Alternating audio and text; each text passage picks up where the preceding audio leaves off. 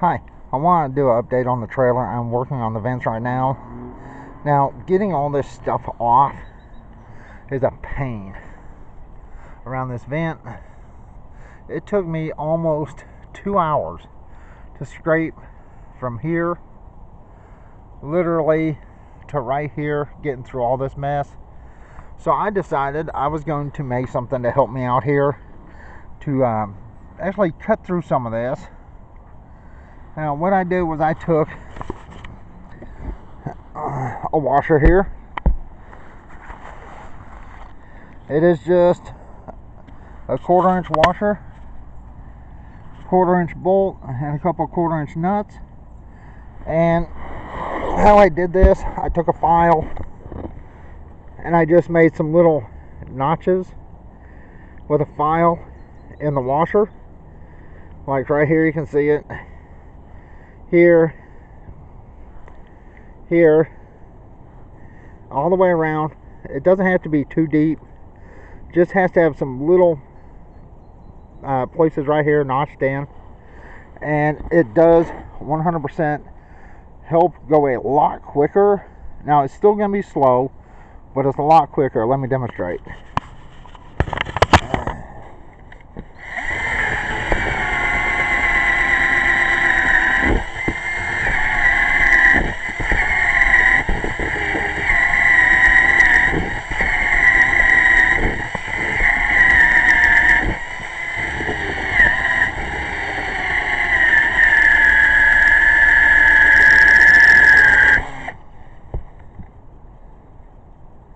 Now, it does go up pretty bad.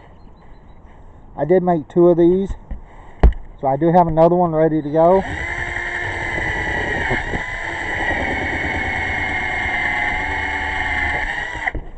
Now, my drill does loosen up. It's only hand tight.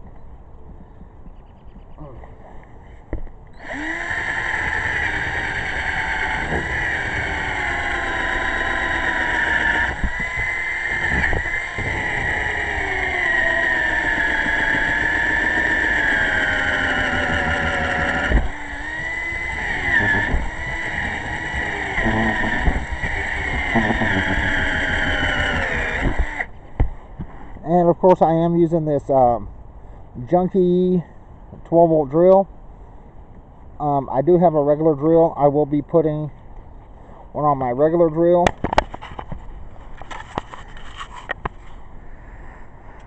I apologize, I can't really see this. The line I just cut is right here. You can see how it's cutting right through this. Now, this has all kinds of stuff underneath here. There's silicone, I believe it looks like, plus this rubber roofing. And once again, it took me like 2 hours just to scrape this much off. So I decided, you know what, I have not seen anything on how to get through this other than scraping by hand. So I decided I was going to make something so I could cut through it and then scrape it once I cut through it. Now, this does not have teeth like a saw blade.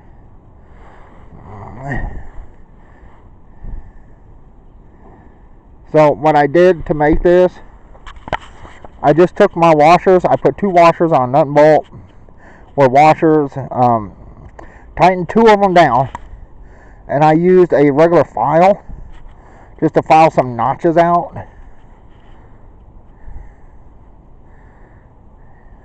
And it seems to be working pretty well, except for this drill is extremely low powered. But even with this drill, you can see what it's doing. Now, I figured 2 hours scraping like that, or I can probably get around this whole thing in probably 20 to 30 minutes if I use my regular drill. Maybe go quicker, because like I said, this little 12-volt drill is a piece of junk. It doesn't work very well. The battery isn't very good. But if you have a larger cordless drill, you can possibly do this quicker. Unfortunately, it looks like it's going to rain, so I can't accomplish much today. And you can see I started here I hope you can see that. Started there, came around, and did this in probably 5 minutes or so. Now, if I have to, I could always take a razor blade and go through that again if I needed to. Or once I get around it, then I can scrape off where the screws are. Now, they use drywall screws on here. I don't know if you can see that. And all the drywall screws are worked loose, worked up. There's stuff underneath them. You could possibly see one here. So, if you need to get one of these roof vents off, and it is seriously coated with tar, and because it looks like they may have used tar or something on here. I don't know what all this stuff is. Here's some like rubber. It's not the rubber roofing, I don't believe. I don't know what it is. Looks like maybe some type of silicone or something. And right there you can see it. But I was having such a hassle getting that stuff off that I decided, you know what, enough is enough. So I decided to make something to help me out, and that's what I came up with. If you want me to show you how I made that, then go ahead and comment on this video and say, hey, show us how to make this. It's real simple to make. I just used a regular metal file and a couple washers, and I only have one washer here because I want to keep it as thin as possible. And you can see the buildup on this. It gets really hot, but it does a pretty decent job of cutting through this. And honestly, it sure does beat scraping. Alright, I'm fixing to go. That's it. As you can see, it's pretty easy to go through. Problem is, like I say, using your drill, it's going to be a little bit hard to do. You have to really balance that. And remember, you don't want to cut through your roof itself. So something like this does not have sharp points or edges. So it should not cut through your roof.